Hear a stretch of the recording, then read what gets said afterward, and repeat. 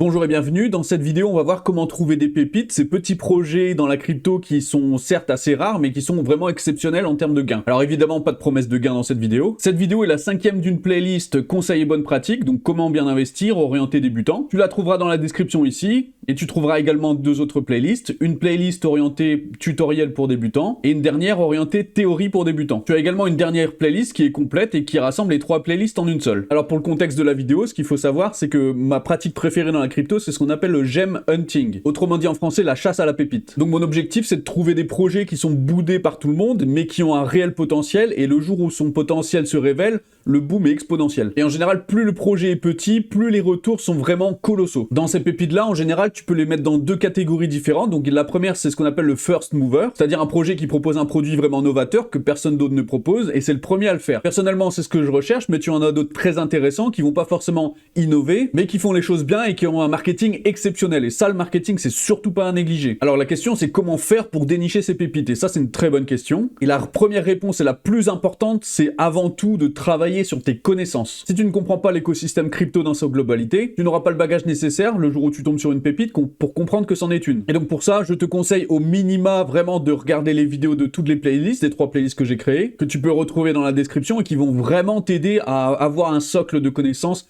suffisant, en tout cas pour un débutant, pour vraiment commencer à te renseigner là-dessus. Et ça, c'est même pas une option, c'est même pas peut-être que ça peut servir, non, c'est sûr, si tu ne l'as pas, c'est mort, tu peux arrêter tout de suite. Ensuite, l'autre option, c'est de faire des recherches vraiment sur Reddit ou Twitter. Alors moi, je fais beaucoup de recherches sur Twitter, je suis très actif sur Twitter. Maintenant, ce qu'il faut savoir, c'est que jusqu'en 2022, Twitter était très intéressant parce que l'algorithme permettait vraiment de mettre en valeur des pépites, alors qu'aujourd'hui, c'est un petit peu plus délicat et il y a de moins en moins de pépites, il y a de moins en moins de projets intéressants, parce que les influenceurs vont surtout parler de quelque chose qui va leur apporter de l'argent plus que quelque chose qui va rapporter de l'argent aux autres. Et ça, d'ailleurs, on en reviendra sur le point suivant. Alors, je vais te montrer un petit exemple ici avec un projet que je suis quand même depuis bientôt 3 ans. Ici, c'est Jester. Alors, pourquoi je sais que c'est une pépite? Parce que je connais très bien le projet.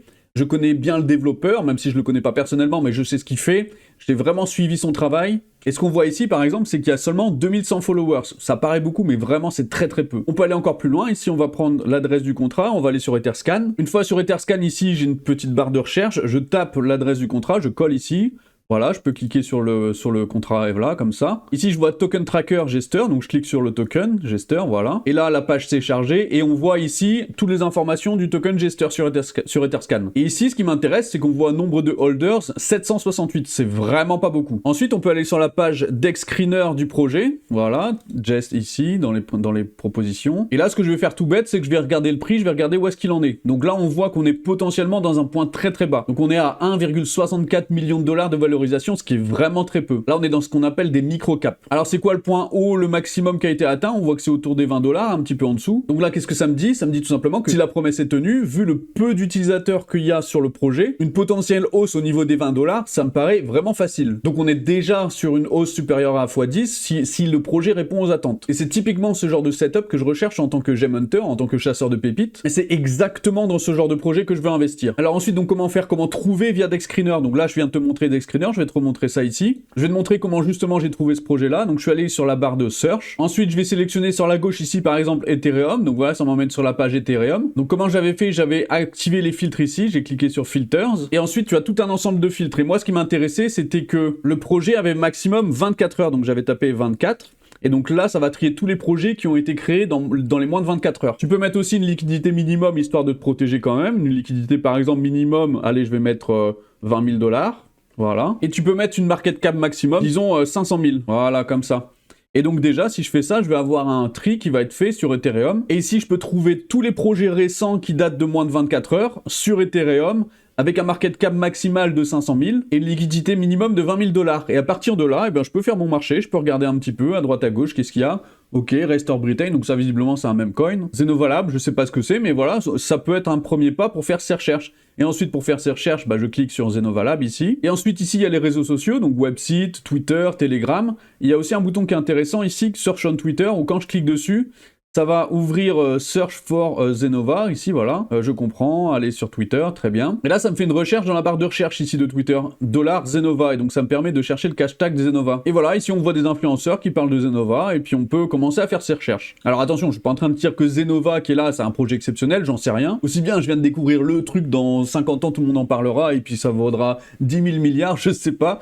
Mais en tout cas, c'est le point de départ pour faire ses recherches. DexScreener est une méthode très intéressante pour ça. Et enfin, l'importance du réseau, c'est très important. Les réseaux un petit peu privés, les groupes un petit peu privés, les groupes dans lesquels tu as des gens qui parlent de pépites, qui parlent de projets crypto, qui vraiment s'intéressent à la technologie, et qui s'intéressent aussi aux gains, évidemment, mais si quelqu'un s'intéresse que aux gains, c'est pas avec lui que tu vas trouver les beaux trucs, quoi. Donc essaie de trouver des gens qui s'intéressent vraiment au projet, à la technologie. À la limite, tu peux rejoindre mon Telegram, le lien en description, tu peux me poser des questions si tu veux. Et c'est cette dynamique-là, à force de rencontrer des gens, à force de discuter, à force de rejoindre des groupes, et vraiment tu t'intéresses au projet, tu creuses, tu cherches, tu réfléchis, tu poses des questions, tu vas sur les Telegram officiels, tu y vas, quoi. Tu donnes de ta personne et tu poses un max de questions. Et à ce moment-là, tu vas te faire des potes, à force de rencontrer des gens, tu vas trouver des opportunités, et ainsi de suite, et c'est comme ça vraiment que tu vas faire ton chemin un petit peu dans le milieu, donc ce qu'on appelle des micro-caps, mais pas que des micro-caps, parce que des pépites, c'est aussi parfois des très gros projets. Par exemple, en ce moment, il y a un projet qui s'appelle Hyperliquid, si tu connais pas, c'est un projet qui est quand même très gros déjà, il est vraiment massif, mais à titre personnel, je pense que le potentiel en termes de hausse d'Hyperliquid n'a toujours pas été touché. On a toujours un potentiel qui est monstrueux en termes de hausse. Alors oui, c'est sûr, on va pas faire du x30, du x40,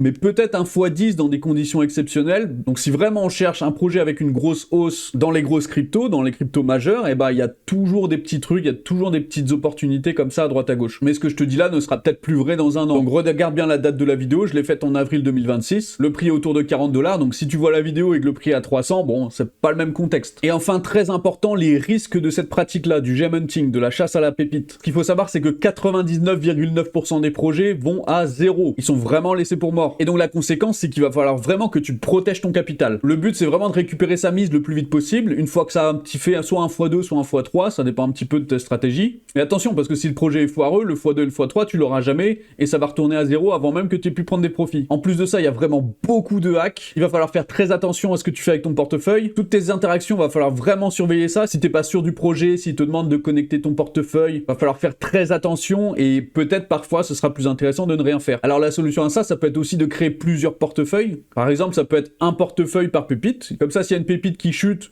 si tu te connectes à quelque chose, les autres portefeuilles vont être en sécurité. Tu peux très bien faire du multi-portefeuille dans Rabby Wallet, dans MetaMask. Tous les portefeuilles crypto ont la possibilité de pouvoir créer plusieurs portefeuilles. Et enfin, pour finir, le plus gros risque devant tous les autres, c'est la confiance que tu vas donner dans les gens. La crypto est un milieu de requins. Les gens veulent ton argent. Il faut vraiment que tu te mettes ça dans la tête. Parfois, il y a des projets qui sont bien, c'est pour ça qu'on les appelle des pépites, parce que ça se trouve pas partout. Une pépite d'or, c'est pas en allant au ruisseau, tu vas trouver 150 pépites d'or en marchant tranquillement au bout de 2 minutes. Une pépite d'or, va falloir creuser, va falloir fouiller. Et surtout faire le tri. Parce que des cailloux qui ont aucune valeur, ça, il y en a des centaines de milliers. Mais la petite pépite dans tout ça, va vraiment pas falloir la rater. Mais la petite pépite dans tout ça, tu vas travailler pour la trouver. Donc si quelqu'un te dit, ah, j'ai trouvé un truc, c'est un truc monstrueux, vraiment, vas-y achète, y a pas de souci. Si 3 jours après il te dit, ah regarde, j'ai trouvé un autre truc monstrueux, c'est génial, vas-y achète, et au bout d'un moment tu te rendras compte qu'en fait tous les projets dont il te parle se cassent la gueule, et tu te seras vraiment senti bête de lui avoir fait confiance. Donc ce que je te propose, c'est même moi, tu ne me fais pas confiance, tu ne fais confiance qu'à toi-même, et encore, je te fais confiance à toi et ton expérience, mais pour ça va falloir faire ton expérience. Et encore une fois, le mieux pour moi, c'est de commencer avec des petits montants. Voilà pour la vidéo, c'était une introduction à la chasse aux pépites. Moi, c'est un truc qui m'anime, c'est vraiment ce que j'aime bien dans la crypto. C'est ma stratégie à moi, ça m'a bien réussi, mais peut-être que toi, ce sera pas ton truc à toi. Tu peux retrouver toutes les autres vidéos pour le débutant dans les playlists que tu trouves dans la description, n'oublie pas ça. Merci beaucoup d'avoir regardé cette vidéo. Si tu veux me remercier, tu peux t'abonner. Pour moi, c'est hyper important. Ça rétribue mon travail et ça fait toujours plaisir. Tu peux aussi mettre un j'aime et un petit commentaire. Et à bientôt!